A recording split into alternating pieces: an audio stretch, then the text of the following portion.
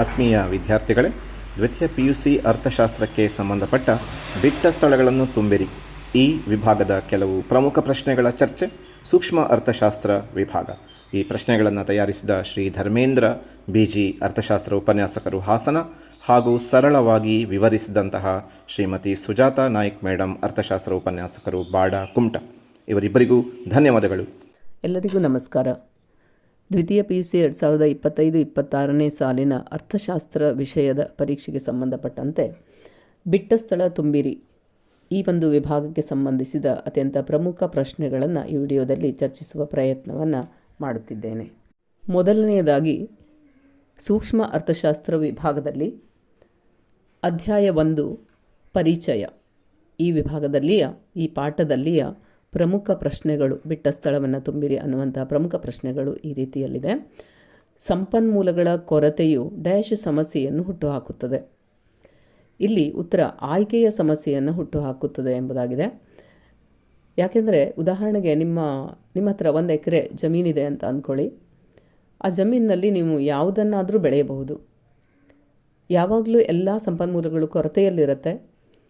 1 ಎಕರೆ ಜಮೀನಿನಲ್ಲಿ ನೀವು ಬೆಳೆಯಬಹುದಾದಂತಹ ಹಲವಾರು ಉತ್ಪನ್ನಗಳಲ್ಲಿ, ಬೆಳೆಗಳಲ್ಲಿ, ಉದಾಹರಣೆಗೆ ನೀವು ಹತ್ತಿ ಬೆಳಿಬೋದು, ಭತ್ತವನ್ನು ಬೆಳೆಯಬಹುದು, ಇಲ್ಲ ಇನ್ನಿತರ ಶೇಂಗಾವನ್ನು ಬೆಳಿಬೋದು. ಹೀಗೆ ಯಾವುದನ್ನಾದರೂ ಒಂದನ್ನು ನೀವು ಬೆಳೆಯಬಹುದು. ಆ ಬೆಳೆಯುವಿಕೆಯಲ್ಲಿ ನೀವು ಯಾವುದಾದ್ರೂ ಒಂದನ್ನು ಮಾತ್ರ ಆಯ್ಕೆ ಮಾಡ್ಕೊಳ್ಬೇಕಾಗತ್ತೆ. ಹಾಗಾಗಿ ಆಯ್ಕೆ ಅನ್ನುವಂಥದ್ದು ಅಲ್ಲಿ ಸಮಸ್ಯೆ ಆಗುತ್ತೆ.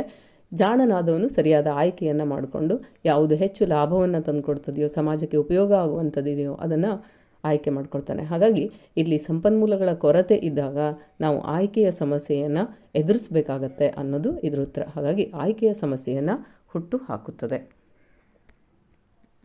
ಇನ್ನು 2ನೇ ಪ್ರಶ್ನೆ, ಕೇಂದ್ರೀಯ ಯೋಜಿತ ಆರ್ಥಿಕತೆಯಲ್ಲಿ ಎಲ್ಲ ಪ್ರಮುಖ ನಿರ್ಧಾರಗಳನ್ನು ಡ್ಯಾಶ್ ತೆಗೆದುಕೊಳ್ಳುತ್ತದೆ ಅನ್ನೋದು ಪ್ರಶ್ನೆ. ಇಲ್ಲಿ ಕೇಂದ್ರೀಯ ಯೋಜಿತ ಆರ್ಥಿಕತೆ ಅಂತಂದರೆ ಅದು ಸರ್ಕಾರವೇ ನಡೆಸುವಂತಹ ಆರ್ಥಿಕತೆ ಆಗಿರೋದ್ರಿಂದ ಸರ್ಕಾರ ತೆಗೆದುಕೊಳ್ಳುತ್ತದೆ. ಈ ಪ್ರಶ್ನೆಯಲ್ಲಿಯೇ ಉತ್ತರ ಇದೆ, ಕೇಂದ್ರೀಯ ಯೋಜಿತ ಆರ್ಥಿಕತೆ ಅಂದರೆ ಕೇಂದ್ರ ಸರ್ಕಾರ ಎಲ್ಲ ಪ್ರಮುಖ ನಿರ್ಧಾರಗಳನ್ನು ತೆಗೆದುಕೊಳ್ಳುತ್ತದೆ. 3ನೇ ಪ್ರಶ್ನೆ, ಡ್ಯಾಶ್ ಎಂಬುದು ಆರ್ಥಿಕ ಪ್ರತಿನಿಧಿಗಳು ಪರಸ್ಪರ ತಮ್ಮ ನಿಧಿ ಅಥವಾ ಉತ್ಪನ್ನಗಳನ್ನು ಮುಕ್ತವಾಗಿ ವಿನಿಮಯ ಮಾಡಿಕೊಳ್ಳುವ ವ್ಯವಸ್ಥೆಗಳ ಸಮೂಹವಾಗಿದೆ ಅನ್ನುವಂಥದ್ದು. ಯಾವಾಗಲೂ ಆರ್ಥಿಕತೆಯಲ್ಲಿ 2 ಥರದ ಆರ್ಥಿಕತೆ ಇರುತ್ತೆ. ಒಂದು ಕೇಂದ್ರೀಯ ಯೋಜಿತ ಆರ್ಥಿಕತೆ ಮೇಲೆ ಬಂದಿರೋ ಹಾಗೆ, ಇನ್ನೊಂದು ಮಾರುಕಟ್ಟೆ ಆರ್ಥಿಕತೆ. ಈ ಮಾರುಕಟ್ಟೆ ಆರ್ಥಿಕತೆ ಅನ್ನೋದು ಈ 3ನೇ ಪ್ರಶ್ನೆ ಉತ್ತರ. ಯಾಕೆ ಅಂದರೆ ಆರ್ಥಿಕ ಪ್ರತಿನಿಧಿಗಳು ಪರಸ್ಪರ ತಮ್ಮ ನಿಧಿ ಅಥವಾ ಉತ್ಪನ್ನಗಳನ್ನು ಮುಕ್ತವಾಗಿ ವಿನಿಮಯ ಮಾಡಿಕೊಳ್ಳುವಂಥ ಒಂದು ಸಮೂಹ ಇದು. ಇದರಲ್ಲಿ ಸರ್ಕಾರದ ಪಾತ್ರ ಇರೋದಿಲ್ಲ. ಯಾವುದನ್ನು ಉತ್ಪಾದನೆ ಮಾಡಬೇಕು ಅನ್ನೋದನ್ನು ಖಾಸಗಿ ವಲಯವೇ ನಿರ್ಧಾರ ಮಾಡುತ್ತೆ ಹಾಗೂ ಖಾಸಗಿ ವಲಯವೇ ಅದರ ಉತ್ಪನ್ನವನ್ನು ಕೂಡ ಮಾಡ್ತದೆ. ಹಾಗಾಗಿ ಮಾರುಕಟ್ಟೆ ಆರ್ಥಿಕತೆ ಅನ್ನೋದು ಇದರ ಒಂದು ಉತ್ತರ ಆಗಿರುತ್ತೆ. 4ನೇ ಪ್ರಶ್ನೆ ನೋಡಿ, ವಾಸ್ತವವಾಗಿ ಎಲ್ಲ ಆರ್ಥಿಕತೆಗಳು ಡ್ಯಾಶ್ ಆರ್ಥಿಕತೆಗಳಾಗಿದ್ದಾವೆ ಅನ್ನೋದು. ಅಂದರೆ ಮಿಶ್ರ ಆರ್ಥಿಕತೆ. ಯಾಕೆ ಅಂತಂದರೆ ವಾಸ್ತವವಾಗಿ ಇವತ್ತು ವಿಶ್ವದ ಯಾವ ರಾಷ್ಟ್ರದಲ್ಲಿ ಕೂಡ ಕೇಂದ್ರೀಯ ಯೋಜಿತ ಆರ್ಥಿಕತೆಯೇ ಪೂರ್ಣ ಪ್ರಮಾಣದಲ್ಲಿ ಇಲ್ಲ. ಹಾಗೆಯೇ ಮಾರುಕಟ್ಟೆ ಆರ್ಥಿಕತೆ ಕೂಡ ಪೂರ್ಣ ಪ್ರಮಾಣದಲ್ಲಿ ಇಲ್ಲ. ಅಂದರೆ ಕೆಲವೊಂದಿಷ್ಟನ್ನು ಖಾಸಗಿಯವರು ನಡೆಸ್ತಾರೆ, ಇನ್ನು ಕೆಲವೊಂದಿಷ್ಟನ್ನು ಸರ್ಕಾರವೇ ನಡೆಸುತ್ತೆ. ಸರ್ಕಾರ ಉತ್ಪನ್ನವನ್ನು ಮಾಡಿ ಮಾರ್ತಾ ಇರ್ತದೆ ಅಥವಾ ಅದನ್ನು ಸಾಮಾಜಿಕವಾಗಿ ಸಮಾಜದಲ್ಲಿ ಅದನ್ನು ಹಂಚುವಂತಹ ಕೆಲಸವನ್ನು, ಮಾರಾಟ ಮಾಡುವಂಥ ಕೆಲಸವನ್ನು ಕೆಲವೊಂದಿಷ್ಟನ್ನು ಸರ್ಕಾರ ಮಾಡುತ್ತೆ, ಇನ್ನು ಕೆಲವು ವ್ಯವಸ್ಥೆಗಳನ್ನು ಖಾಸಗಿಯವರು ಮಾಡ್ತಾ ಇರ್ತಾರೆ. ಹಾಗಾಗಿ ವಾಸ್ತವವಾಗಿ ಎಲ್ಲ ಆರ್ಥಿಕತೆಗಳು ವಿಶ್ವದ ಎಲ್ಲ ದೇಶದ ಆರ್ಥಿಕತೆಗಳು ಮಿಶ್ರ ಆರ್ಥಿಕತೆಗಳಾಗಿದ್ದಾವೆ ಅನ್ನೋದು ಇವತ್ತಿನ ನಿಜವಾದ ಒಂದು ವ್ಯವಸ್ಥೆ ಆಗಿರುತ್ತೆ. ಹಾಗಾಗಿ ಅಲ್ಲಿ ಮಿಶ್ರ ಆರ್ಥಿಕತೆ ಅನ್ನೋದು ಉತ್ತರ. ಇನ್ನು 2ನೇ ಪಾಠಕ್ಕೆ ಹೋಗೋಣ, ಅನುಭೋಗಿಯ ವರ್ತನೆಯ ಸಿದ್ಧಾಂತ. ಈ ಪಾಠದಿಂದ 1 ಅಂಕದ ಪ್ರಶ್ನೆಗಳು 3 ಇರುತ್ತೆ. ಹಾಗಾಗಿ ಎಲ್ಲ ಪ್ರಶ್ನೆಗಳನ್ನು ಭಾಳ ಸಮರ್ಪಕವಾಗಿ ಅಧ್ಯಯನ ಮಾಡಿಕೊಳ್ಬೇಕು. ಇದರಲ್ಲಿ ಬಯಕೆಗಳನ್ನು ತೃಪ್ತಿಪಡಿಸುವಂತಹ ಸರಕಿನ ಸಾಮರ್ಥ್ಯ ಡ್ಯಾಶ್ ಎನ್ನುವಂತಹದ್ದು ಪ್ರಶ್ನೆಯಾಗಿದೆ. ಅನುಭೋಗಿಯ ಬಯಕೆಯನ್ನು ತೃಪ್ತಿಪಡಿಸುವಂತಹ ಸಾಮರ್ಥ್ಯ ಪ್ರತಿ ವಸ್ತುವಿನಲ್ಲೂ ಇರುತ್ತೆ. ಅದನ್ನು ನಾವು ತುಷ್ಟಿಗುಣ ಅಂತ ಕರಿತೀವಿ. ಸಾಮಾನ್ಯವಾಗಿ ನಮ್ಮ ಸಾಮಾನ್ಯ ಭಾಷೆಯಲ್ಲಿ ಹೇಳೋದಾದರೆ ತೃಪ್ತಿಪಡಿಸುವಂತಹ ಸಾಮರ್ಥ್ಯ ಅಥವಾ ಆ ಒಂದು ವಸ್ತುವಿನಲ್ಲಿರುವಂತಹ ತೃಪ್ತಿ ಕೊಡುವಂತಹ ಸಾಮರ್ಥ್ಯವನ್ನು ಅರ್ಥಶಾಸ್ತ್ರದಲ್ಲಿ ತುಷ್ಟಿಗುಣ ಅನ್ನುವ ಶಬ್ದದಿಂದ ಅದನ್ನು ಬಳಸಲಾಗುತ್ತೆ. ಹಾಗಾಗಿ ಈ ಉತ್ತರ ತುಷ್ಟಿಗುಣ. ಒಬ್ಬ ಅನುಭೋಗಿಯು ಒಂದು ಸರಕಿನಿಂದ ಪಡೆಯುವ ತುಷ್ಟಿಗುಣವು ಸ್ಥಳ ಮತ್ತು ಡ್ಯಾಶ್ದೊಂದಿಗೆ ಬದಲಾವಣೆಯಾಗುತ್ತದೆ ಅನ್ನೋದು ಇನ್ನೊಂದು ಪ್ರಶ್ನೆ. ಅಂದರೆ ಒಂದು ವಸ್ತುವಿನ ತುಷ್ಟಿಗುಣ ಕಾಲಕ್ಕೆ ಬದಲಾಗುತ್ತೆ. ಉದಾಹರಣೆಗೆ ಛತ್ರಿ ನಮಗೆ ಮಳೆಗಾಲದಲ್ಲಿ ಹೆಚ್ಚು ತುಷ್ಟಿಗುಣವನ್ನು, ಹೆಚ್ಚು ಸಮಾಧಾನವನ್ನು, ಹೆಚ್ಚು ತೃಪ್ತಿಯನ್ನು ಕೊಡಬಲ್ಲದು. ಅದೇ ಬೇಸಿಗೆಯಲ್ಲಿ ಅದರ ತುಷ್ಟಿಗುಣ ಕಡಿಮೆ ಆಗಿರುತ್ತೆ. ಚಳಿಗಾಲದಲ್ಲಂತೂ ಇನ್ನೂ ಕಡಿಮೆ ಆಗಿರುತ್ತೆ. ಹಾಗಾಗಿ ಯಾವುದೇ ಒಂದು ವಸ್ತು, ಉದಾಹರಣೆಗೆ ಸ್ವೆಟರ್ ಇರ್ಬೋದು, ಚಳಿಗಾಲದಲ್ಲಿ ಅದರ ತುಷ್ಟಿಗುಣ ಹೆಚ್ಚು, ಹಾಗೆ ಬೇಸಿಗೆಯಲ್ಲಿ ಅದಕ್ಕೆ ತುಷ್ಟಿಗುಣವೇ ಇಲ್ಲ ಅನ್ನುವಷ್ಟರ ಮಟ್ಟಿಗೆ ಬದಲಾಗುತ್ತೆ.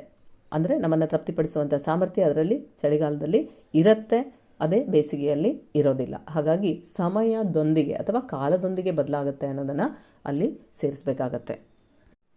ಮೂರನೇ ಪ್ರಶ್ನೆ, ಪರಿಪೂರ್ಣ ಬದಲಿ ಸರಕುಗಳ ಔದಾಸೀನ್ಯ ರೇಖೆಯು ಡ್ಯಾಶ್ ರೇಖೆಯಾಗಿರುತ್ತೆ ಅಂತ.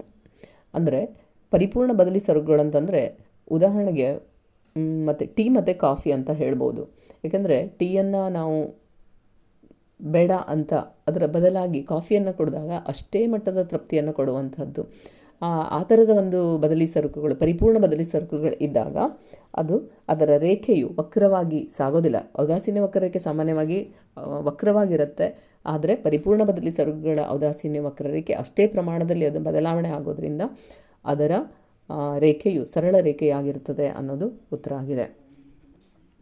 ನಾಲ್ಕನೇ ಪ್ರಶ್ನೆ, ಎರಡು ಔದಾಸೀನ್ಯ ವಕ್ರರೇಖೆಗಳು ಎಂದಿಗೂ ಪರಸ್ಪರ ಡ್ಯಾಶ್.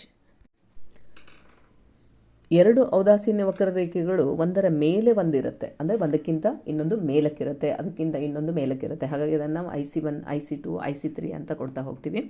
ಆ ಕಾರಣಕ್ಕೆ ಇದು ಯಾವುದೇ ಎರಡು ಔದಾಸೀನ್ಯ ವಕ್ರರೇಖೆಗಳು ಎಂದಿಗೂ ಪರಸ್ಪರ ಛೇದಿಸೋದಿಲ್ಲ. ಯಾಕೆಂದರೆ ಬೇರೆ ಬೇರೆ ಔದಾಸೀನ್ಯ ವಕ್ರರೇಖೆಗಳ ಮೇಲಿರುವಂತಹ ಬಿಂದುಗಳು ಬೇರೆ ಬೇರೆ ಪ್ರಮಾಣದ ತೃಪ್ತಿಯನ್ನೇ ಕೊಡೋದ್ರಿಂದ ಅದು ಛೇದನೆ ಆದಾಗ, ಒಂದಕ್ಕೊಂದು ವಕ್ರರೇಖೆಗಳು ಛೇದಿಸಿದಾಗ ಒಂದು ಬಿಂದುವಿನಲ್ಲಿ ಎರಡು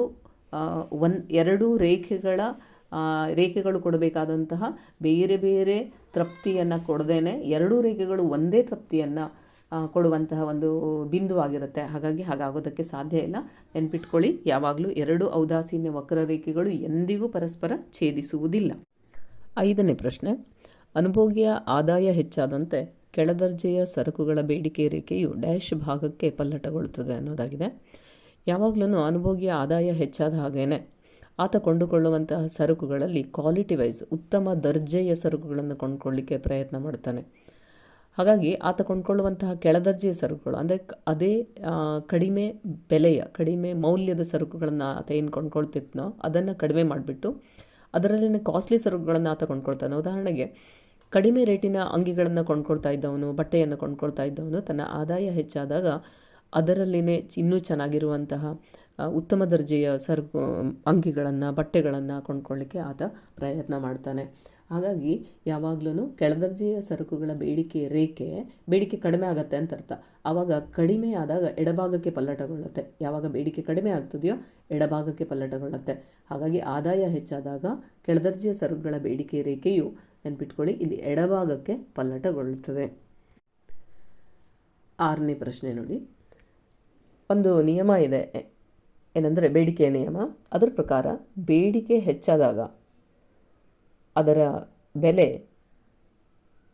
ಬೇಡಿಕೆ ಹೆಚ್ಚಾದಾಗ ಅನ್ನೋದಕ್ಕಿಂತ ಬೆಲೆ ಹೆಚ್ಚಾದಾಗ ಅದರ ಬೇಡಿಕೆ ಕಡಿಮೆ ಆಗುತ್ತೆ, ಬೆಲೆ ಕಡಿಮೆಯಾದಾಗ ಅದರ ಬೇಡಿಕೆ ಹೆಚ್ಚಾಗುತ್ತೆ. ಇದು ಸಾಮಾನ್ಯವಾಗಿ ಎಲ್ಲ ಅನುಭೋಗಿಗಳು ಮಾಡುವಂಥದ್ದು. ಮಾರ್ಕೆಟ್ನಲ್ಲಿ ಬೆಲೆ ಹೆಚ್ಚಿದೆ ಅಂದ ತಕ್ಷಣ ಅದನ್ನು ಕಡಿಮೆ ಕೊಂಡ್ಕೊಳ್ತೀವಿ, ಬೆಲೆ ಕಡಿಮೆ ಆಗಿದೆ ಅಂದ ತಕ್ಷಣ ಅದನ್ನು ಹೆಚ್ಚು ಕೊಂಡ್ಕೊಳ್ತೀವಿ. ಅದಕ್ಕೆ ಸಂಬಂಧಪಟ್ಟಂತಹ ಒಂದು ಪ್ರಶ್ನೆ ಇದು.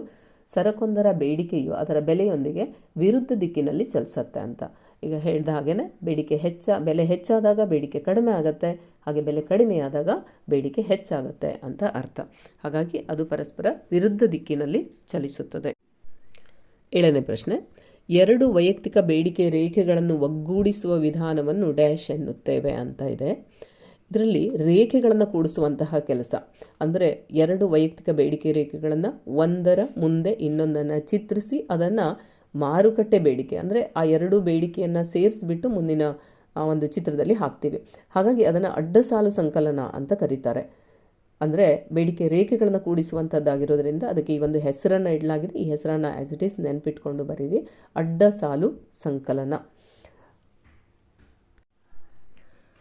3ನೇ ಅಧ್ಯಾಯದಲ್ಲಿ ಉತ್ಪಾದನೆ ಮತ್ತು ವೆಚ್ಚಗಳು ಅಧ್ಯಾಯಕ್ಕೆ ಸಂಬಂಧಪಟ್ಟ ಹಾಗೆ 1ನೇ ಪ್ರಶ್ನೆ, ಒಂದೇ ಗರಿಷ್ಠ ಮಟ್ಟದ ಉತ್ಪಾದನೆಯನ್ನು ನೀಡುವ ಎರಡು ಆದಾನಗಳ ಎಲ್ಲ ಸಂಭವನೀಯ ಸಂಯೋಜನೆಗಳ ಸಮೂಹವನ್ನು ಡ್ಯಾಶ್ ಎಂದು ಕರೆಯುತ್ತೇವೆ.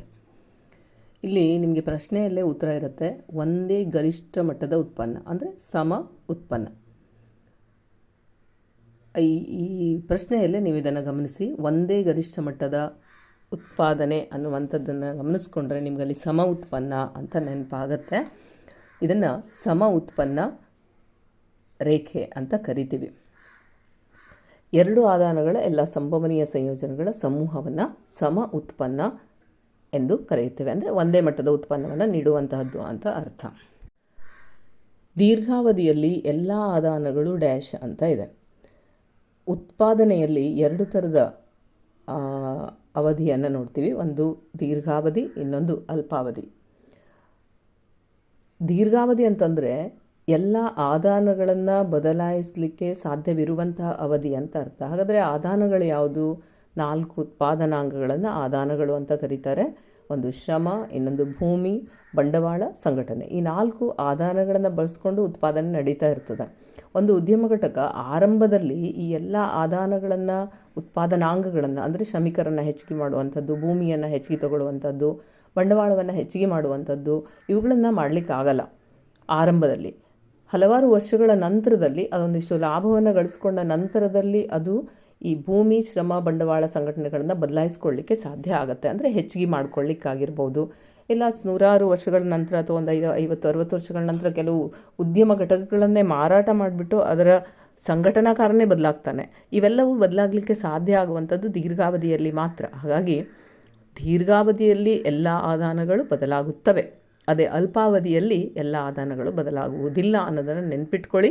ಬಟ್ ಇಲ್ಲಿ ಬೇಕಾದ ಉತ್ತರ ದೀರ್ಘಾವಧಿಯಲ್ಲಿ ಎಲ್ಲ ಆದಾನಗಳು ಬದಲಾಗುತ್ತವೆ. ಹಾಗೆ ಮೂರನೇ ಪ್ರಶ್ನೆ, ಬದಲಾಗುವ ಆದಾನದ ಪ್ರತಿ ಘಟಕದ ಉತ್ಪನ್ನವನ್ನು ಡ್ಯಾಶ್ ಎಂದು ವ್ಯಾಖ್ಯಾನಿಸಲಾಗಿದೆ ಅಂತ. ಈ ಪ್ರತಿ ಘಟಕದ ಉತ್ಪನ್ನ ಅಂತ ಬಂದ ತಕ್ಷಣ ನೀವು ಯಾವಾಗಲೂ ನೆನ್ಪಿಟ್ಕೊಳ್ಬೇಕು, ಅದು ಸರಾಸರಿ ಉತ್ಪನ್ನವೇ ಆಗಿರುತ್ತೆ. ಅಂದರೆ ಪ್ರತಿ ಘಟಕದ ಉತ್ಪನ್ನ ಅನ್ನೋದು ತೆಗೆಯುವಾಗ ಪ್ರತಿ ಘಟಕದ ಉತ್ಪನ್ನವನ್ನು ಲೆಕ್ಕ ಮಾಡಬೇಕಾದ್ರೆ ಒಟ್ಟು ಉತ್ಪನ್ನ ಭಾಗಿಸು ಬದಲಾಗುವ ಆದಾನದ ಸಂಖ್ಯೆ ಅಂತ ಮಾಡ್ಕೊಳ್ತೀವಿ. ನಿಮಗೆ ಇದು ಅರ್ಥ ಆಗದೆ ಇದ್ದರೂ ಕೂಡ ನೀವು ಇದನ್ನು ಹೇಗೆ ನೆನ್ಪಿಟ್ಕೊಳ್ಬೋದು ಅಂತಂದರೆ, ಸರಾಸರಿ ಉತ್ಪನ್ನವನ್ನು ತೆಗಿಬೇಕಾದ್ರೆ ಪ್ರತಿ ಘಟಕದ ಉತ್ಪನ್ನವನ್ನು ತೆಗೆಯಲಾಗತ್ತೆ. ಅಂದರೆ ಸರಾಸರಿ ಉತ್ಪನ್ನ ಅಂದ ತಕ್ಷಣ ನಿಮಗೆ ನೆನಪಾಗಬೇಕಾಗೋದು ಪ್ರತಿ ಘಟಕದ ಉತ್ಪನ್ನ. ಇದನ್ನು ಒಂದಂಕದಲ್ಲಿ ಕೂಡ ಕೇಳ್ತಾರೆ. ಸರಾಸರಿ ಉತ್ಪನ್ನ ಅಂದ್ರೇನು ಅಂತ ಕೇಳ್ತಾರೆ. ಆವಾಗ ನೀವು ಈ ವರ್ಡ್ ನೆನ್ಪಿಟ್ಕೊಳ್ಳಿ, ಪ್ರತಿ ಘಟಕದ ಉತ್ಪನ್ನವನ್ನು ಸರಾಸರಿ ಉತ್ಪನ್ನ ಅಂತ ಹೇಳ್ತಾರೆ. ಇನ್ನೊಂದು ಇದೇ ಥರನೇ ಇಲ್ಲೇ ಹೇಳ್ಬಿಡ್ತೀನಿ. ಇನ್ನೊಂದು ಸೀಮಾಂತ ಉತ್ಪನ್ನ ಅಂದ್ರೇನು ಅಂತ ಕೇಳ್ತಾರೆ. ಆವಾಗ ಹೆಚ್ಚುವರಿ ಘಟಕದ ಉತ್ಪನ್ನ ನೋಡಿ ನೆನ್ಪಿಟ್ಕೊಳ್ಳಿ. ಸರಾಸರಿ ಉತ್ಪನ್ನ ಅಂದರೆ ಪ್ರತಿ ಘಟಕದ ಉತ್ಪನ್ನ. ಸೀಮಾಂತ ಉತ್ಪನ್ನ ಅಂತಂದರೆ ಹೆಚ್ಚುವರಿ ಘಟಕದ ಉತ್ಪನ್ನವನ್ನು ಸೀಮಾಂತ ಉತ್ಪನ್ನ ಅಂತ ಕರೀತಾರೆ ಅಂತ. ಇದು ಒಂದು ಅಂಕದಲ್ಲಿ ಬರುವಂತಹ, ಒಂದು ವಾಕ್ಯದಲ್ಲಿ ಉತ್ತರಿಸಿ ಅನ್ನುವಲ್ಲಿ ಬರುವಂತಹ ಪ್ರಶ್ನೆ. ಇಲ್ಲಿ ಅದನ್ನು ಹೇಳಿದ್ದೀನಿ. ಸೀಮಾಂತ ಉತ್ಪನ್ನ ಮತ್ತು ಸರಾಸರಿ ಉತ್ಪನ್ನ ರೇಖೆಗಳೆರಡು ಡ್ಯಾಶ್ ಆಕಾರದಲ್ಲಿವೆ ಅನ್ನೋದು.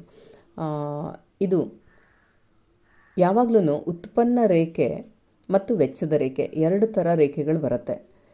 ವೆಚ್ಚದ ರೇಖೆ ಯು ಆಕಾರದಲ್ಲಿರುತ್ತೆ.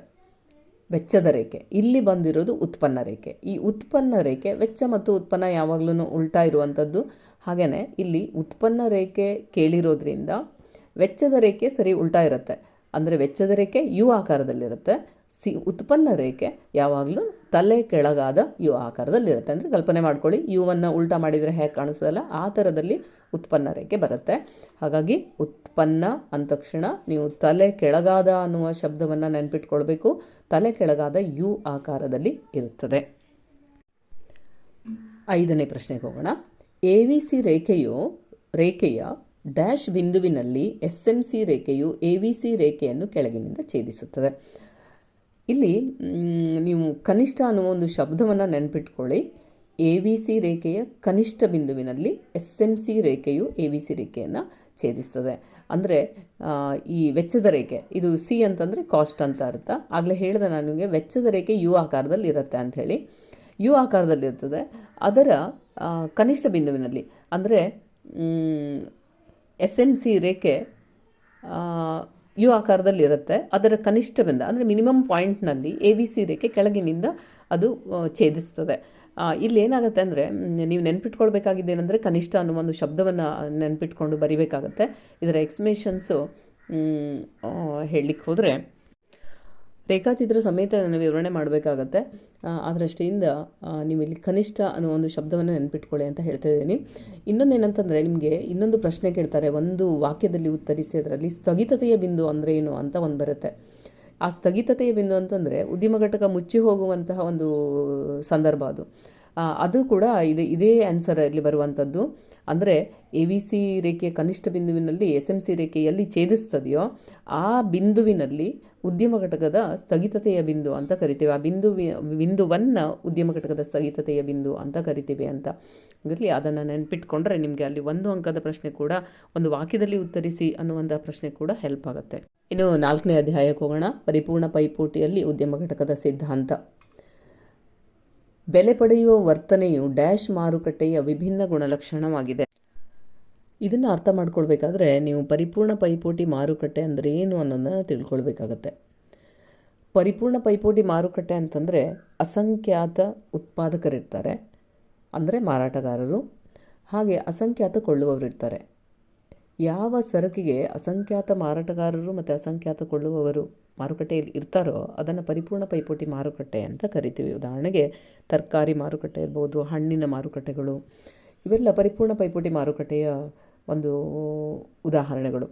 ಅಲ್ಲೇನಾಗುತ್ತೆ ಅಂತಂದರೆ ಒಂದು ವಸ್ತುವಿನ ಬೆಲೆಯನ್ನು ಉತ್ಪಾದಕ ನಿರ್ಧಾರ ಮಾಡ್ಕೊಂಡು ಕೂತ್ಕೊಳ್ಳಿಕ್ಕಾಗಲ್ಲ. ಆ ಮಾರ್ಕೆಟ್ನಲ್ಲಿ ಯಾವ ಬೆಲೆ ಇದೆಯೋ ಆ ಬೆಲೆಗೆ ಉತ್ಪಾದಕ ಮಾರಬೇಕಾಗತ್ತೆ. ಹಾಗೆ ಕೊಳ್ಳೋನು ಕೂಡ ಅವನ ಒಂದು ನಿರ್ಧಾರದಂತೆ ಅದರ ಬೆಲೆ ನಿರ್ಧಾರ ಆಗಲ್ಲ. ಮಾರುಕಟ್ಟೆಯಲ್ಲಿ ಯಾವ ಬೆಲೆ ಇದೆಯೋ ಆ ಬೆಲೆಗೆ ಆತ ಕೊಂಡ್ಕೊಳ್ಬೇಕಾಗತ್ತೆ.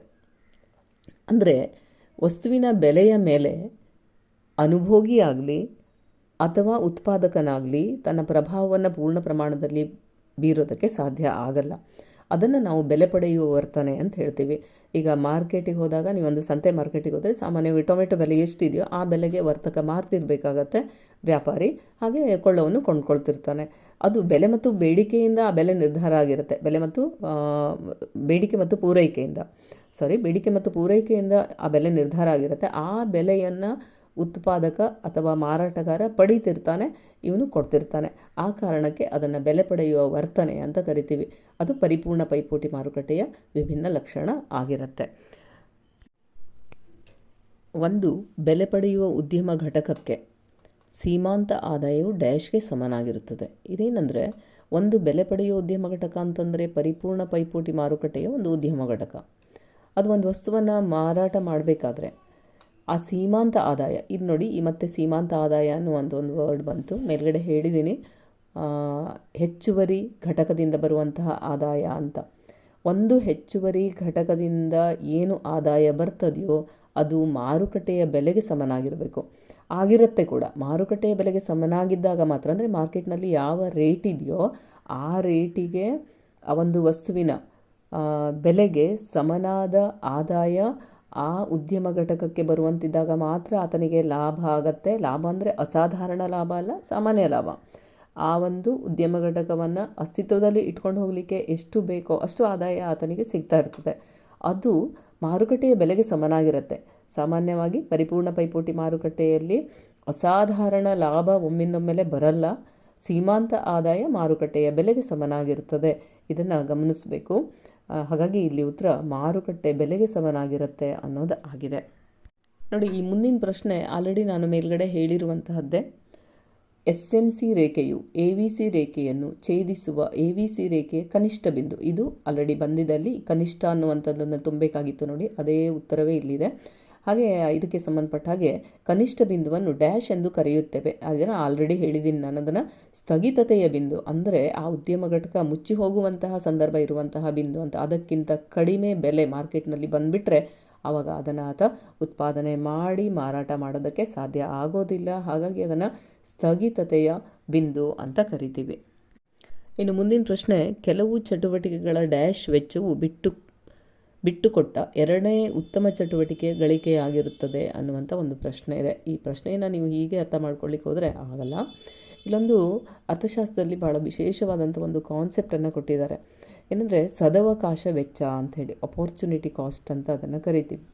ಇದು ಮೇಲ್ನೋಟಕ್ಕೆ ಅದು ವೆಚ್ಚ ಹೇಗಾಯಿತು, ವೆಚ್ಚ ಅಲ್ಲ ಅಂತ ಅನಿಸುತ್ತೆ, ಆದರೆ ನಿಜವಾಗ್ಲೂ ಕೂಡ ಅದು ವೆಚ್ಚ ಆಗಿರುತ್ತೆ.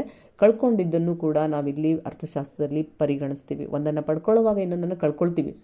ಆ ಕಳ್ಕೊಂಡಿದ್ದರೆ ವೆಚ್ಚ ಎಷ್ಟಾಗಿದೆ ಅದನ್ನು ಕೂಡ ನಾವಿಲ್ಲಿ ಅರ್ಥಶಾಸ್ತ್ರದಲ್ಲಿ ಪರಿಗಣಿಸೋದ್ರಿಂದ ಅದನ್ನು ಸದವಕಾಶ ವೆಚ್ಚ ಅಂತ ಕರಿತೀವಿ. ಅಂದರೆ ಉದಾಹರಣೆಗೆ ನಿಮ್ಮ ಹತ್ರ 1 ಎಕರೆ ಭೂಮಿ ಇದೆ. ಆ ಭೂಮಿಯಲ್ಲಿ ನೀವು ಒಂದು ಸೀಸನ್ನಲ್ಲಿ ಭತ್ತ ಬೆಳಿಬೋದು, ಇಲ್ಲ ಅಂತಂದರೆ ನೀವು ರಾಗಿ ಬೆಳಿಬೋದು ಅಂತ ಇಟ್ಕೊಳ್ಳಿ. ಈಗ ಭತ್ತ ಬೆಳೆಯೋದ್ರಿಂದ ನಿಮಗೆ 50,000 ಬರುತ್ತೆ, ರಾಗಿ ಬೆಳೆಯೋದ್ರಿಂದ 40,000 ಬರುತ್ತೆ ಅಂತ ಇಟ್ಕೊಳ್ಳೋಣ. ಈಗ ನೀವು ಜಾಣರು, ಹಾಗಾಗಿ ನೀವೇನು ಮಾಡ್ತೀರಾ, ಭತ್ತ ಬೆಳೀಲಿಕ್ಕೆ ನಿರ್ಧಾರ ಮಾಡ್ತೀರಾ, ಭತ್ತ ಬೆಳೀತೀರಾ. ಈಗ ನೀವು ಇನ್ನೊಂದು ಸಾಧ್ಯತೆಯನ್ನು ಕಳ್ಕೊಂಡಿದ್ದೀರಿ. ಏನಂತಂದರೆ 50,000 ಭತ್ತವನ್ನು ಬೆಳೆಯೋದಕ್ಕಾಗಿ 40,000 ರಾಗಿ ಬೆಳೆಯೋದನ್ನು ಕಳ್ಕೊಂಡಿದ್ದೀರಾ, ಹೌದಾ?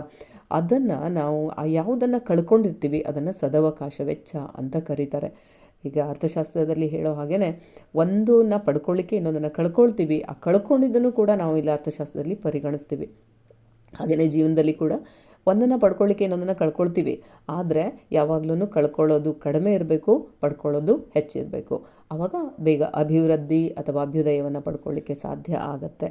ಹಾಗಾಗಿ ಇದರ ಉತ್ತರ ನೋಡಿ, ಕೆಲವು ಚಟುವಟಿಕೆಗಳ ಡ್ಯಾಶ್ ವೆಚ್ಚ ಬಿಟ್ಟುಕೊಟ್ಟ ಎರಡನೇ ಉತ್ತಮ ಚಟುವಟಿಕೆಯ ಕಳಿಕೆಯಾಗಿರುತ್ತೆ. ಅಂದರೆ ಯಾವುದನ್ನು ಬಿಟ್ಕೊಟ್ಟಿರ್ತೀವಲ್ಲ ಅದನ್ನು ಕೂಡ ಪರಿಗಣಿಸ್ತೀವಿ. ಅದನ್ನು ಸದವಕಾಶ ವೆಚ್ಚ ಅಂತ ಕರಿತೀವಿ. ಲೈಫಲ್ಲಿ ಕೂಡ ನಾವು ಇದನ್ನು ಅನ್ವಯಿಸ್ಕೊಳ್ಬೋದು. 5ನೇ ಪ್ರಶ್ನೆ ನೋಡೋಣ. ಡ್ಯಾಶ್ ತೆರಿಗೆಯು ಸರ್ಕಾರವು ಉತ್ಪನ್ನದ ಪ್ರತಿ ಘಟಕದ ಮಾರಾಟದ ಮೇಲೆ ವಿಧಿಸುವ ತೆರಿಗೆಯಾಗಿದೆ. ನೋಡಿ, ಎಲ್ಲ ಸರಕಿನ ಮೇಲೆ ಸರ್ಕಾರ ಘಟಕ ತೆರಿಗೆಯನ್ನು ಹಾಕುತ್ತೆ. ಪ್ರತಿಯೊಂದು ವಸ್ತು, ನೀವು ಒಂದು ಬ್ಯಾಂಕಿ ಪೊಟ್ಟಣವನ್ನು ತಗೊಳ್ಳಿ, ಒಂದು ಪೆನ್ನನ್ನು ತಗೊಳ್ಳಿ, ಒಂದು ಪಟ್ಟಿ ತಗೊಳ್ಳಿ, ಏನನ್ನೇ ತೊಗೊಂಡಾಗಲೂ ಕೂಡ ಅದರ ಮೇಲೆ ಸರ್ಕಾರದ ತೆರಿಗೆ ಸೇರಿಕೊಂಡಿರುತ್ತೆ. ಹಾಗಾಗಿ ಅದ್ರ ಮೇಲೆ ಇರುತ್ತೆ ಇನ್ಕ್ಲೂಸಿವ್ ಆಲ್ ಟ್ಯಾಕ್ಸಸ್ ಅಂತ ಕೊಟ್ಟಿರ್ತಾರೆ. ಎಷ್ಟು ತೆರಿಗೆ ಹಾಕಿದ್ದಾರೆ ಅಂತ ನಮಗೆ ಸ್ಪಷ್ಟವಾಗಿ ಗೊತ್ತಾಗದೇ ಇರ್ಬೋದು, ಆದರೆ ಎಲ್ಲ ವಸ್ತುವಿನ ಮೇಲೆ ತೆರಿಗೆಯನ್ನು ಹಾಕ್ತಾರೆ. ಅದನ್ನು ನಾವು ಘಟಕ ತೆರಿಗೆ ಅಂತ ಕರಿತೀವಿ. ಅಂದರೆ ಎಲ್ಲ ತೆರಿಗೆಗಳಿಗೆ ಒಂದು ಹೆಸರನ್ನು ಇಡ್ತಾರೆ, ಆ ಥರನೇ ಅಂದ್ಕೊಳ್ಳಿ. ಇದನ್ನು ಘಟಕ ತೆರಿಗೆ ಅಂತ. ಘಟಕ ತೆರಿಗೆಯು ಸರ್ಕಾರವು ಉತ್ಪನ್ನದ ಪ್ರತಿ ಘಟಕದ ಮಾರಾಟದ ಮೇಲೆ ವಿಧಿಸುವ ತೆರಿಗೆ ಇದೆ. ನೋಡಿ, ನೀವು ಇಲ್ಲಿ ಘಟಕ ಅನ್ನೋ ಶಬ್ದ ಇಲ್ಲೇ ಬಂದುಬಿಟ್ಟಿರುತ್ತೆ. ಕೆಲವೊಂದು ಸಲ ನೀವು ನೆನ್ಪಿಟ್ಕೊಳ್ಳಿಕ್ಕೆ ಅದನ್ನು ಯೂಸ್ ಮಾಡ್ಕೊಳ್ಬೇಕು. ಪ್ರತಿ ಘಟಕದ ಮಾರಾಟದ ಮೇಲೆ ವಿಧಿಸುವ ತೆರಿಗೆ ಘಟಕ ತೆರಿಗೆ ಇಷ್ಟೇ ಇರುವಂಥದ್ದು. 5ನೇ ಅಧ್ಯಾಯಕ್ಕೆ ಹೋಗೋಣ. ಮಾರುಕಟ್ಟೆ ಸಮತೋಲನ ಅಂತ. ಈ ಒಂದು ಅಧ್ಯಾಯದಲ್ಲಿ ಮಾರುಕಟ್ಟೆಯ ಸಮತೋಲನದ ಬಗ್ಗೆ ಅಧ್ಯಯನ ಮಾಡ್ತೀವಿ. ಇದು ಸಾಮಾನ್ಯವಾಗಿ ಪರಿಪೂರ್ಣ ಪೈಪೋಟಿ ಮಾರುಕಟ್ಟೆಯ ಒಂದು ಕಾನ್ಸೆಪ್ಟನ್ನು ಇಟ್ಟುಕೊಂಡು ಇರುವಂತಹ ಅಧ್ಯಾಯ ಇದು. ಮೊದಲನೇ ಪ್ರಶ್ನೆನೇ ಆಗಿದೆ, ಪರಿಪೂರ್ಣ ಪೈಪೋಟಿ ಮಾರುಕಟ್ಟೆಯಲ್ಲಿ ಸಮತೋಲನವು ಮಾರುಕಟ್ಟೆ ಬೇಡಿಕೆಗೆ ಮಾರುಕಟ್ಟೆ ಪೂರೈಕೆಯು ಡ್ಯಾಶ್ ಆದಾಗ ಸಂಭವಿಸುತ್ತೆ. ನೋಡಿ, ಇಲ್ಲೇ ಶಬ್ದ ಇದೆ, ಇಲ್ಲೇ ಉತ್ತರ ಇದೆ, ಸಮತೋಲನ ಅಂತಾನೆ ಇದೆ. ಈ ಸಮತೋಲನ ಶಬ್ದದಲ್ಲಿಯ ಒಂದು ಭಾಗವನ್ನು ತೆಗೆದುಬಿಟ್ಟು ಅಲ್ಲಿ ಹಾಕಿದರೆ ಆಯಿತು, ಸಮವಾದಾಗ. ಸಮತೋಲನ ಯಾವಾಗ ಆಗುತ್ತೆ? ಸಮವಾದಾಗಲೇ ಆಗೋದು. ಹಾಗಾಗಿ ಭಾಳ ಸಿಂಪಲಾಗಿ ಈ ಒಂದು ಆನ್ಸರನ್ನು ನೆನ್ಪಿಟ್ಕೊಳ್ಳಿ. ಮಾರುಕಟ್ಟೆ ಬೇಡಿಕೆ ಪೂರೈಕೆಗೆ ಸಮನಾದಾಗ ಪರಿಪೂರ್ಣ ಪೈಪೋಟಿಯಲ್ಲಿ ಮಾರುಕಟ್ಟೆಯ ಸಮತೋಲನ ಸಂಭವಿಸುತ್ತೆ. ಅಂದರೆ ಸಮತೋಲನ ಅಂದರೆ ಯಾರ ಒಂದು ಸಮತೋಲನ ಅಂತಂದರೆ ಉತ್ಪಾದಕನಿಗೂ ತೊಂದರೆ ಆಗಲ್ಲ, ಹಾಗೆ ಅನುಭೋಗಿಗೂ ಕೂಡ ತೊಂದರೆ ಆಗಲ್ಲ, ಯಾರಿಗೂ ಬೇಜಾರಿಲ್ಲ. ಇಬ್ಬರಿಗೂ ಕೂಡ ತೊಗೊಂಡವನಿಗೆ ತಾನು ತೊಗೊಂಡಿರೋ ರೇಟು ಸಮ ಆಗಿದೆ, ತಾನು ತೊಗೊಂಡಿರುವಂತಹ ವಸ್ತುವಿಗೂ ಮತ್ತು ಕೊಟ್ಟಿರುವಂತಹ ಬೆಲೆಗೂ ಸಮನಾಗಿದೆ ಅನ್ನುವಂಥ ಸಮಾಧಾನ. ಹಾಗೆ ಮಾರಾಟಗಾರನಿಗೂ ಕೂಡ ತಾನು ಸೀಮಾಂತ ಆದಾಯವನ್ನು ಏನು ಪಡೆದಿದ್ದಾನೋ ಅದು ತನ್ನ ಉತ್ಪನ್ನಕ್ಕೆ ಸಮನಾಗಿದೆ ಅನ್ನುವಂಥ ಒಂದು ಸಮಾಧಾನ ಇರುತ್ತೆ. ಅಂದರೆ ಬೆಲೆ ತುಂಬ ಹೆಚ್ಚು ಇರಲ್ಲ, ತುಂಬ ಕಡಿಮೆ ಇರಲ್ಲ. ಅಂತಹ ಒಂದು ಪರಿಸ್ಥಿತಿಯನ್ನು ಮಾರುಕಟ್ಟೆಯ ಸಮತೋಲನ ಅಂತ ಕರಿತೀವಿ. ಸೊ ಗುಡ್, ಯಾವಾಗಲೂ ಕೂಡ ಮಾರುಕಟ್ಟೆ ಸಮತೋಲನದಲ್ಲಿದ್ದರೆ ಉತ್ಪಾದಕನಿಗೆ ಮತ್ತು ಅನುಭೋಗಿಗೆ ಇಬ್ಬರಿಗೂ ಕೂಡ ಸಮಾಧಾನ ಇರುತ್ತೆ, ಜೊತೆಗೆ ಅನುಕೂಲ ಆಗುತ್ತೆ ಅನ್ನುವಂಥ ಅರ್ಥದಲ್ಲಿ ಅರ್ಥ ಮಾಡ್ಕೊಳ್ಬೇಕು.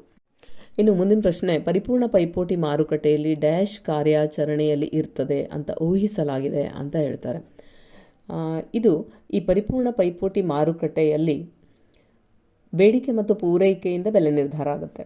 ಹಾಗಾದರೆ ಬೇಡಿಕೆಯನ್ನು ಯಾರು ನಿರ್ಧಾರ ಮಾಡ್ತಾರೆ, ಬೆಲೆಯನ್ನು ಯಾರು ನಿರ್ಧಾರ ಮಾಡ್ತಾರೆ, ಪೂರೈಕೆಯನ್ನು ಯಾರು ನಿರ್ಧಾರ ಮಾಡ್ತಾರೆ ಅನ್ನುವಂಥದ್ದು ಯಾರಿಗೂ ಕಾಣೋದಿಲ್ಲ. ಮಾರ್ಕೆಟ್ನಲ್ಲಿ ಇವೆಲ್ಲವೂ ಕೂಡ ಎರಡು ಶಕ್ತಿಗಳಿಂದ ನಿರ್ಧಾರ ಆಗಲ್ಪಡುತ್ತೆ. ಎರಡು ಶಕ್ತಿ ಇರೋದು ಯಾವುದು ಅಂತಂದರೆ, ಒಂದು ಬೇಡಿಕೆಯ ಶಕ್ತಿ, ಇನ್ನೊಂದು ಪೂರೈಕೆಯ ಶಕ್ತಿ. ಅದು ಕಣ್ಣಿಗೆ ಕಾಣಿಸಲ್ಲ. ಹಾಗಾಗಿ ಅದನ್ನು ಕಾಣದ ಕೈ ಅಂತ ಕರಿತೀವಿ. ಕಾಣದ ಕೈಗಳು ಅಂತಂದರೆ ಒಂದು ಬೇಡಿಕೆಯ ಕೈ, ಇನ್ನೊಂದು ಪೂರೈಕೆಯ ಕೈ. ಇದು ತನ್ಪಾಡಿಗೆ ತಾನು ನಡೀತಾ ಇರ್ತದೆ. ಅದನ್ನು ಯಾರೂ ಕಂಟ್ರೋಲ್ ಮಾಡಲಿಕ್ಕಾಗಲ್ಲ. ಯಾರೂ ಕಂಟ್ರೋಲ್ ಮಾಡಲಿಕ್ಕಾಗಲ್ಲ. ತನ್ಪಾಡಿಗೆ ತಾನು ಅದು ಕಾಣದ ಕೈಯಾಗಿ ಕೆಲಸ ಮಾಡ್ತಾ ಇರ್ತದೆ. ಬೆಲೆ ಹೆಚ್ಚಾಗುತ್ತೆ, ಆಟೋಮೆಟಿಕ್ಕಾಗಿ ನಿಧಾನಕ್ಕೆ ಕಡಿಮೆ ಆಗ್ತಾ ಬರುತ್ತೆ. ಕೆಲವೊಂದು ಸಲ ನಾವು ಮಾರ್ಕೆಟ್ನಲ್ಲಿ ನೋಡ್ತೀವಿ, ಕೆಲವು ಬೆಲೆ ಹೆಚ್ಚಾಗಿರ್ತದೆ, ನಿಧಾನಕ್ಕೆ ಕಡಿಮೆ ಆಗ್ತಾ ಬರ್ತದೆ. ಹಾಗೆ ಕೆಲವು ಬೆಲೆಗಳು ಬಿದ್ದೋಗ್ಬಿಟ್ಟಿರುತ್ತೆ, ತುಂಬ ಕಡಿಮೆ ಆಗಿರುತ್ತೆ, ನಿಧಾನಕ್ಕೆ ಅದು ಹೆಚ್ಚಾಗಿ ಮತ್ತು ಮಾಮೂಲಿ ಒಂದು ಸಾಮಾನ್ಯವಾದ ಬೆಲೆಗೆ ಬಂದು ಮುಟ್ತದೆ. ಅದನ್ನು ಕಾಣದ ಕೈ ಅಂತ ಕರೀತಾರೆ. ಇದನ್ನು ಕರೆದವರು ಆ್ಯಡಮ್ ಸ್ಮಿತ್ ಅವರು ಈ ಒಂದು ಕಾನ್ಸೆಪ್ಟನ್ನು ತುಂಬ ಸುಂದರವಾದ ರೀತಿಯಲ್ಲಿ ಅದನ್ನು ಹೇಳಿದ್ದಾರೆ. ನೀವಿಲ್ಲಿ ನೆನ್ಪಿಟ್ಕೊಳ್ಬೇಕಾದ ಶಬ್ದ ಏನಂತಂದರೆ ಕಾಣದ ಕೈ ಕಾರ್ಯಾಚರಣೆಯಲ್ಲಿರುತ್ತೆ. ಅದನ್ನು ಇನ್ವಿಸಿಬಲ್ ಹ್ಯಾಂಡ್ಸ್ ಅಂತ ಹೇಳ್ತೀವಿ. ನೆಕ್ಸ್ಟು ಶ್ರಮದ ಮಾರುಕಟ್ಟೆಯಲ್ಲಿ ಡ್ಯಾಶ್ ಶ್ರಮದ ಪೂರೈಕೆದಾರರಾಗಿರ್ತಾರೆ ಅಂತ. ಇವೆಲ್ಲ ನಮಗೆ ಗೊತ್ತಿರುವಂತಹ ವಿಷಯವೇ ಆಗಿರುತ್ತೆ. ಏನಂದರೆ ಶ್ರಮದ ಮಾರುಕಟ್ಟೆ ಅಂತಂದರೆ ಏನು? ಶ್ರಮಿಕರು ಕೆಲಸ ಮಾಡುವಂಥದ್ದು, ಶ್ರಮಿಕರ ಪೂರೈಕೆ ಮತ್ತು ಶ್ರಮಿಕರ ಬೇಡಿಕೆ. ಈ ಶ್ರಮ ಅನ್ನುವಂಥದ್ದಿರ್ಬೋದು, ಅಥವಾ 4 ಉತ್ಪಾದನಾಂಗಗಳು. ಪದೇ ಈ ಪ್ರಶ್ನೆ ಬರುತ್ತೆ ನಿಮಗೆ. 2 ಅಂಕದ ಪ್ರಶ್ನೆಯಲ್ಲಿ ಕೂಡ ಕೇಳ್ತಾರೆ. 4 ಉತ್ಪಾದನಾಂಗಗಳು ಯಾವುದು ಮತ್ತು ಅದರ ಪ್ರತಿಫಲಗಳನ್ನು ಏನು ಕೊಡ್ತಾರೆ ಅಂತ ಕೇಳ್ತಾರೆ. ಅದನ್ನು ನೆನಪಿಸ್ಕೊಂಡ್ರೆ ಭೂಮಿ, ಶ್ರಮ, ಬಂಡವಾಳ, ಸಂಘಟನೆ, ಈ 4 ಉತ್ಪಾದನಾಂಗಗಳು. ಈ ಎಲ್ಲ ಉತ್ಪಾದನಾಂಗಗಳನ್ನು ಪೂರೈಕೆ ಮಾಡೋದು ಕೂಡ ಕುಟುಂಬಗಳಿಂದನೇ ಇವೆಲ್ಲವೂ ಕೂಡ ಪೂರೈಕೆ ಆಗುತ್ತೆ. ಹಾಗೆ ಅದರಲ್ಲಿ ಒಂದು ಇರೋದು ಶ್ರಮ. ಆ ಶ್ರಮ ಇಲ್ಲಿ ಕೇಳ್ತಾ ಇರೋದು ಶ್ರಮದ ಮಾರುಕಟ್ಟೆ ಬಗ್ಗೆ. ಶ್ರಮದ ಮಾರುಕಟ್ಟೆ ಅಂತಂದರೆ ಶ್ರಮಿಕರನ್ನು ಪೂರೈಕೆ ಮಾಡುವಂತಹ ಪೂರೈಕೆ ಮತ್ತು ಬೇಡಿಕೆ ಇರುವಂಥ ಒಂದು ಮಾರುಕಟ್ಟೆ ಅಂತಲೇ ಅದನ್ನು ಕರೀತಾರೆ. ಅಲ್ಲಿ ಯಾರು ಪೂರೈಕೆ ಮಾಡ್ತಾರೆ ಶ್ರಮಿಕರನ್ನು? ಸಹಜವಾಗಿ ಕುಟುಂಬಗಳಿಂದನೇ ಬರುವಂಥದ್ದು. ಹಾಗಾಗಿ ಕುಟುಂಬಗಳು ಶ್ರಮದ ಪೂರೈಕೆದಾರರಾಗಿರ್ತಾರೆ. ಬರೀ ಕುಟುಂಬಗಳು ಶ್ರಮದ ಪೂರೈಕೆದಾರರು ಮಾತ್ರ ಅಲ್ಲ, ಎಲ್ಲ 4 ಉತ್ಪಾದನಾಂಗಗಳ ಪೂರೈಕೆದಾರರು ಕೂಡ ಕುಟುಂಬಗಳೇ ಆಗಿರುತ್ತೆ. 4ನೇ ಪ್ರಶ್ನೆ, ಶ್ರಮದ ಬೇಡಿಕೆ ಮತ್ತು ಪೂರೈಕೆ ರೇಖೆಗಳು ಪರಸ್ಪರ ಛೇದಿಸುವ ಬಿಂದುವಿನಲ್ಲಿ ಡ್ಯಾಶ್ ನಿರ್ಧಾರ ಆಗುತ್ತೆ. ಹೇಗೆ ವಸ್ತುವಿನ ಬೇಡಿಕೆ ಮತ್ತು ಪೂರೈಕೆಗಳು ಛೇದಿಸುವ ಬಿಂದುವಿನಲ್ಲಿ ಅದರ ಬೆಲೆಗಳು ನಿರ್ಧಾರ ಆಗುತ್ತೋ, ಸರಕುಗಳ ಬೆಲೆಗಳು ನಿರ್ಧಾರ ಆಗೋದು ಸರಕಿನ ಬೇಡಿಕೆ ಮತ್ತು ಪೂರೈಕೆಯು ಛೇದಿಸುವ ಬಿಂದುವಿನಲ್ಲಿ. ಅಂದರೆ ಒಂದು ಎಕ್ಸ್ ಆಕಾರದಲ್ಲಿ ಇರುತ್ತೆ ಅದು. 2 ರೇಖೆಗಳು ಛೇದಿಸುವಂತಹ ರೀತಿ. ಅದೇ ಥರ ಇಲ್ಲಿ ಶ್ರಮಿಕರ ಬೇಡಿಕೆ ಮತ್ತು ಶ್ರಮಿಕರ ಪೂರೈಕೆ, ಅದರಿಂದ ಅವರ ಕೂಲಿಯ ದರ ನಿರ್ಧಾರ ಆಗುತ್ತೆ. ಅದು ಹಾಗಾಗಿನೇ ನೋಡಿ, ಕಾರ್ಮಿಕರ ಕೂಲಿಯ ದರ ಪೇಟೆಗಳಲ್ಲಿ ಹೆಚ್ಚಿರುತ್ತೆ, ಹಳ್ಳಿಗಳಲ್ಲಿ ಅವರ ಒಂದು ಕೂಲಿಯ ದರ ಅಂದರೆ ಕೂಲಿ ಕಡಿಮೆ ಇರುತ್ತೆ. ಯಾಕೆ ಅಂತಂದರೆ ಪೇಟೆಗಳಲ್ಲಿ ಕಾರ್ಮಿಕರು ಲಭ್ಯವಾಗುವ ಪ್ರಮಾಣ ಕಡಿಮೆ ಇರುತ್ತೆ, ಅವರ ಬೇಡಿಕೆ ಹೆಚ್ಚಿರುತ್ತೆ. ಹಳ್ಳಿಗಳಲ್ಲಿ ಕಾರ್ಮಿಕರ ಪೂರೈಕೆ ಅಂದರೆ ಲಭ್ಯವಾಗುವ ಪ್ರಮಾಣ ಹೆಚ್ಚಿರುತ್ತೆ, ಅವರ ಬೇಡಿಕೆ ಒಂದಿಷ್ಟು ಕಡಿಮೆ ಇರುತ್ತೆ. ಎಲ್ಲ ಅವರವ್ರ ಕೆಲಸ ಅವರವರೇ ಮಾಡ್ಕೊಳ್ತಿರ್ತಾರೆ. ಹಾಗಾಗಿ ಹಳ್ಳಿಗಳಲ್ಲಿ ಕೂಲಿಯ ದರ ಕಡಿಮೆ ಇರುತ್ತೆ, ಪೇಟೆಗಳಲ್ಲಿ ಕೂಲಿಯ ದರ ಹೆಚ್ಚಿರುತ್ತೆ. ಹೀಗೆ ಕೂಲಿಯ ದರ ನಿರ್ಧಾರ ಆಗೋದು ಶ್ರಮದ ಬೇಡಿಕೆ ಅಂದರೆ ಶ್ರಮಿಕರ ಬೇಡಿಕೆ ಮತ್ತು ಪೂರೈಕೆಯ ಕಾರಣದಿಂದ ಅವೆರಡು ಛೇದಿಸುವ ಬಿಂದುವಿನಲ್ಲಿ ಕೂಲಿಯ ದರ. ಈ ಶಬ್ದವನ್ನು ನಿಮಗೆ ಕೂಲಿ ಶಬ್ದ ಗೊತ್ತಿರುತ್ತೆ, ನೀವು ಕೂಲಿ ಅಂತ ಬರೆಯೋ ಹಾಗಿಲ್ಲ, ಅಲ್ಲಿ ಕೂಲಿಯ ದರ ಅಂತ ಬರೀಬೇಕು. ಕೂಲಿಯ ದರ ನಿರ್ಧಾರ ಆಗತ್ತೆ. ಇನ್ನು ಮುಂದಿನ ಪ್ರಶ್ನೆ ನೋಡಿ, ಬೇಡಿಕೆ ರೇಖೆಯು ಎಡಕ್ಕೆ ಮತ್ತು ಪೂರೈಕೆ ರೇಖೆಯು ಬಲಕ್ಕೆ ಪಲ್ಲಟಗೊಂಡರೆ ಸಮತೋಲನ ಬೆಲೆಯು ಡ್ಯಾಶ್ ಆಗುತ್ತದೆ ಅಂತ ಇದೆ. ನೀವಿಲ್ಲಿ ಫೋಕಸ್ ಮಾಡಬೇಕಾದ ವಿಷಯ ಏನಂತಂದರೆ, ಬೇಡಿಕೆ ರೇಖೆ ಎಡಕ್ಕೆ ಅಂದರೆ ಬೇಡಿಕೆ ಕಡಿಮೆ ಆಗಿದೆ ಅಂತ ಅರ್ಥ. ಯಾವಾಗ ಬೇಡಿಕೆ ಕಡಿಮೆ ಆಗುತ್ತೋ ರೇಖೆ ಎಡಕ್ಕೆ ಹೋಗುತ್ತೆ, ಬೇಡಿಕೆ ಹೆಚ್ಚಾದರೆ ರೇಖೆ ಬಲಕ್ಕೆ ಹೋಗುತ್ತೆ. ಹಾಗಾಗಿ ಬೇಡಿಕೆ ರೇಖೆ ಎಡಕ್ಕೆ ಹೋಗಿದೆ ಅಂತಂದರೆ ನೀವಿಲ್ಲಿ ಫೋಕಸ್ ಮಾಡಿ ಬೇಡಿಕೆ ಕಡಿಮೆ ಆಗಿದೆ ಅಂತ ಅರ್ಥ. ಇದನ್ನು ಗಮನಿಸಬೇಕು, ಬೇಡಿಕೆ ಕಡಿಮೆ ಆಗಿದೆ. ಈಗ ಬೇಡಿಕೆ ಕಡಿಮೆ ಆಗಿದೆ ಅಂತಂದರೆ ನೀವು ಸಹಜವಾಗಿ ಅಂದ್ಕೊಳ್ಬೇಕು, ಬೇಡಿಕೆ ಕಡಿಮೆಯಾದಾಗ ಸಮತೋಲನ ಬೆಲೆ ಕಡಿಮೆ ಆಗುತ್ತೆ. ಬೇಡಿಕೆ ಇಲ್ಲ ಮಾರ್ಕೆಟ್ನಲ್ಲಿ ಒಂದು ವಸ್ತುವಿಗೆ ಅಂತಂದರೆ, ಒಂದು ಸರಕಿಗೆ ಅಂತಂದರೆ ಸಹಜವಾಗಿ ಅದರ ಬೆಲೆ ಕಡಿಮೆ ಆಗಬೇಕಲ್ಲ. ಹಾಗಾಗಿ ನೀವು ನೆನ್ಪಿಟ್ಕೊಳ್ಳಿ, ಇಲ್ಲಿ ಬೇಡಿಕೆ ಈ ಉಳಿದಿದ್ದನ್ನು ನೀವು ಗಮನಿಸದೇ ಇದ್ದರೂ ಪರವಾಗಿಲ್ಲ, ನಿಮ್ಗೆ ಅರ್ಥ ಆಗುತ್ತೆ. ಬೇಡಿಕೆ ರೇಖೆ ಎಡಕ್ಕೆ ಹೋಗಿದೆ ಅಂತಂದರೆ ಗಮನಿಸಿ, ಬೇಡಿಕೆ ಕಡಿಮೆ ಆಗಿದೆ. ಬೇಡಿಕೆ ಕಡಿಮೆ ಆಗಿದೆ ಅಂತಂದರೆ ಖಂಡಿತವಾಗ್ಲೂ ಅದರ ಬೆಲೆ, ಆ ಸರಕಿನ ಬೆಲೆ ಕಡಿಮೆ. ಕೇಳಿದ್ರಲ್ಲ, ಇವಿಷ್ಟು ಸೂಕ್ಷ್ಮ ಅರ್ಥಶಾಸ್ತ್ರಕ್ಕೆ ಸಂಬಂಧಪಟ್ಟ ವಿಚಾರಗಳು. ಮುಂದಿನ ಭಾಗದಲ್ಲಿ ಸಮಗ್ರ ಅರ್ಥಶಾಸ್ತ್ರಕ್ಕೆ ಸಂಬಂಧಪಟ್ಟ ವಿಚಾರಗಳನ್ನು ತಿಳ್ಕೊಳ್ಳೋಣ. Thank you. Take care.